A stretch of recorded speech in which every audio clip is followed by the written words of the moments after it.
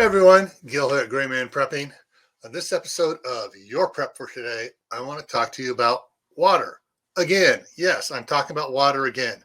Why? Because water is the biggest failure point of all preppers. All right, and basically what I'm going to tell you to do is add more. So some of you are out there adding your water supplies as best you can, but then after a while you forget to keep adding to it. So that's what this is. This is just a reminder. Add more to your preps, all right? You need more water. Well, I got a lot of water. 1 gallon a day per person. If you're family of 5, that's 5 gallons of water a day for drinking. Not bathing, not toilet flushing, not food prep, drinking. All right, yeah, I'll add it up. That's a lot. That's 365 gallons per person per year.